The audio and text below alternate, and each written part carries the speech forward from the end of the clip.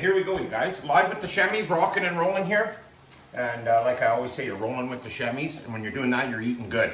So, carrots and onions here, you guys. Have a look in there. And we have some sausage and some bacon in here. Homemade bacon, so I could cut it big and thick. And what we're doing today, you guys, is we're doing borscht. And why we're doing borscht is because we are going to do it kind of as an honorary little cook for the Ukrainians that are going through an awful time right now. And can't even believe that's going on in the world. So that being said, I'm doing this here today. Carrots, onion, garlic right there. Little tomato paste. Put that all in just like that. Right, John? Yeah. Okay, there we go, you guys. In it goes. Now this recipe I got off a friend of mine. And he had an old cookbook, a Ukrainian cookbook, or a Slavic or something like that. And this is kind of where I got this recipe from. So if it's not the usual borscht, I guess, that people cook, borscht can be, anything you want to fire in there. And now let's just let this cook a little bit, and we're going to add that in there in a minute. Look at that, John. Now that is fantastic, you guys. Here we have Johnsonville sausages. I just cut the casing off, pinch them out into there, and bacon. And look at that. Just before you go anywhere, John, take a look at that brown caramelization in there. Don't get rid of that. That's flavor. That is flavor 101 right there.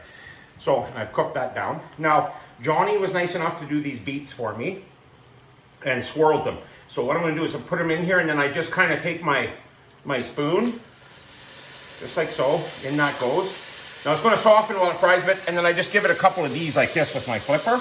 And it just gets them diced down for you, so they're not so long. So it's not like the spaghetti borscht, eh? So I'm just doing this here, you guys. I love beets, you guys. I love beets. Now we put these beets in water overnight because we did some of the prep, as you can see, and did that. And so what I'm going to do now that the beets have been in brine, well, its own little brine, I'm going to use some of that as stock with my beef and everything like that. So we're just going to do this. As these cook too, they get easier to kind of mash up. And then I just kind of do it that way. We just kind of did it because we wanted it thin. And this is how I always kind of do it. It can be a bit of a pain sometimes, but it's so quick in the spiral. And it just works great.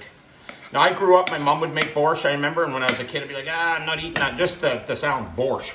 It sounded rough. Like you have to be tough to eat it kind of a thing. But as I got into it, I was like, oh yeah, I see why everybody likes when people make borscht. Just fantastic. Now just give this a little stir. Now, one of the rules I'm breaking here, you guys, is what I was always taught, is crushed tomatoes, stewed tomatoes in there. The kids don't like tomatoes. Johnny don't like tomatoes in there, so that's why I go with the tomato paste in there, and we make up for it with other flavors. So, we got a little bit of cabbage here too. There again, Johnny, thank you. Beautiful, right there, you guys, just beautiful. Put your cabbage, you can use purple or red, it don't matter. Some people like to use the red cabbage or whatever. We do it on a mandolin, so it's just nice and thin, eh? And then it's perfect. We have potatoes as well. I'm just going to give those a second.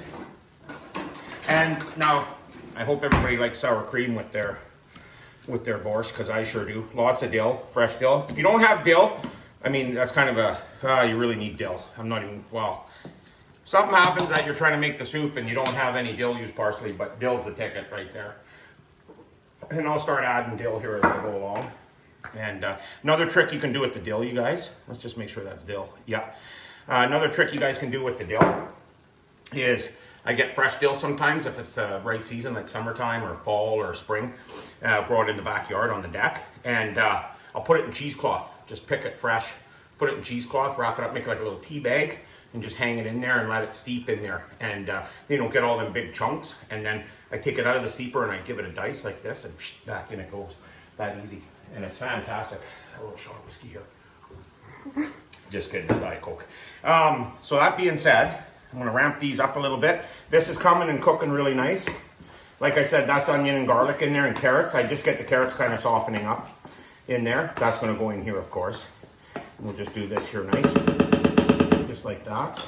I read an article the other day on the news there. I seen the ladies over in Ukraine were making borscht for the frontline soldiers. So I thought, man, I haven't had a good feed of borscht in a while, and to kind of go with what's going on there, I thought, like I said earlier, I'll try that. So now I'm going to ramp this up a little bit here, you guys. Get this coming down.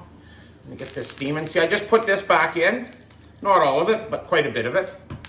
And put some more of them little beets in there, just like so. And the sausage, you guys, is fantastic. You can use any kind of meat. Oxtails, I've done it with oxtail before, and you just gotta really like get it going. Okay, now listen, you guys, that's gonna start to rock, and we're gonna simmer this now for a while. Now I do four cups of beef broth. You can use vegetable as well. I've never used chicken, so I don't know. And then I add a little bit of water, but one of the kids decided to use one of these on me. They made, I don't know what they made, rice or something with it, or stir fry. So I'm just gonna add a little bit of an OXO cube here before I add some water, just to give it some flavor. And then other than that, I think we are golden. Get that ramped right up here, you guys. I'm gonna switch over to the high one. There we go. Very, very nice. I'm gonna combine all this together, just like that. And I'm gonna add about 2 cups of water to this now. And our potatoes, you can use 1 or 2 potatoes. I kind of eyeball it all, just right there. We're not a big fan of lots of potatoes in the borscht, so I just kind of, that's about 2 nice sized russets. And go from there. I do have some vinegar and sugar and a bit of lemon I do add later on in the cook. But as of right now, you guys, salt and pepper to taste. Lots of pepper in there, you guys. I love that. That's fantastic. We're gonna let that simmer away. And then about halfway through the simmer, I'll add the vinegar and everything else to it. A little pinch of salt to taste. Get lots in there. You wanna make it taste good. Johnny, you want it good, Johnny. This borscht is gonna be fantastic. And then we get this dill. It's never enough dill, you guys. That fan's blowing. Just got a mouthful and a nose full of dill. That's okay, I'm walking around smelling like a bag of dill pickle chips. Now, what we're gonna do here, you guys, is like I said, I'm gonna add a little bit of water to this, and we're just gonna let this do its thing. And we got our onion in there. Oh, I can already smell it, you guys. It reminds me of fall in the gardens. Oh, beautiful, you guys. That dill's just coming right through. I can smell it in the, oh, just beautiful. So that being said, you guys, we're gonna let this simmer. I'm gonna add a little bit of water, like I said. Come on back and we'll do the plating, and I'll show you how I doctor up my borscht with sour cream. A couple little extras on there. Fantastic. Oh, this is my good bag. Okay, you ready? You live? You filming? Oh, geez. Right on. Here we go, you guys. Rolling with the Shemmys. Borscht edition here, you guys. And like I said, our thoughts and prayers are going out to the people in the Ukraine. And we're doing this borscht soup kind of as, you know, I wish I could be there to give this to them. But yeah, anyways, I can't be. But fantastic here, you guys. Let's just show you. So there's our beets. Oh, wow. We got Johnsonville original brats in there and Shemmy's homemade bacon. Big chunks of bacon you want to put in there. And I'm just having a little bowl. The reason being is we got company coming later on this afternoon. And I'm gonna have another lunch. So I got some bread to dip in there. You can put some butter on that bread if you want. But look at the beets, you guys. Now I wanted to just, oh, I forgot. Sorry. Bad move. Hang on, that's okay. We'll save that bowl. I just got a little squirt of lemon juice like that. In that goes. And you know what I did, you guys? A little shot of vinegar. Oh no, never mind, I got the vinegar and sugar right there. So while you're rolling with the Shemmys, everything's live here. Everything's live with the Shemmys. I just put a little bit of vinegar in there. About a teaspoon or so they call for. And then a nice little pinch of sugar. It's just what they call for, and it just balances out a little bit. There you go, just like that. And one more thing I wanted to explain to you guys. About halfway through the cook, I got bad OCD. And it's a superstition, so I put bay leaf in about halfway through the simmering job. This simmered for about 45 minutes, give or take. And borscht will last about 5 days in the fridge, and it gets better like every day. And the research I've done on it too, everybody says, oh, it gets better as it sits. Airtight glass container, up to 3 months, it'll stay in the freezer. So I think we're gonna eat all this, but next fall when I get the beets out of the garden and stuff, I think I'm gonna make up a bunch and freeze it. And then, you know, around the holidays, Christmas time, you can tear into that stuff, and away you go. So I got my sour cream in here, you guys. And then I add a little extra dill. That fan's blowing, so look at this. And you know what, you guys? I'm not putting any salt on it because I flavored it just perfect in there. And it turned out great, so I don't need to add any salt. And then I just mix this sour cream up in there and that little extra dill. Now add as much extra dill as you guys want. And just look at that. Oh, you guys, look at that. And that spiral beets, like I had said, you guys, I just use my thing to cut that up as they cook. As they cook, they get really easy.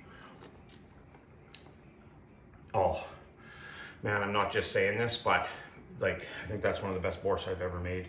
I've probably made it 30, 40 times. Oh man, thanks for hanging with the Shemmys, you guys. that borscht there again, thoughts and prayers with the Ukraine. And take care, you guys. Love you all.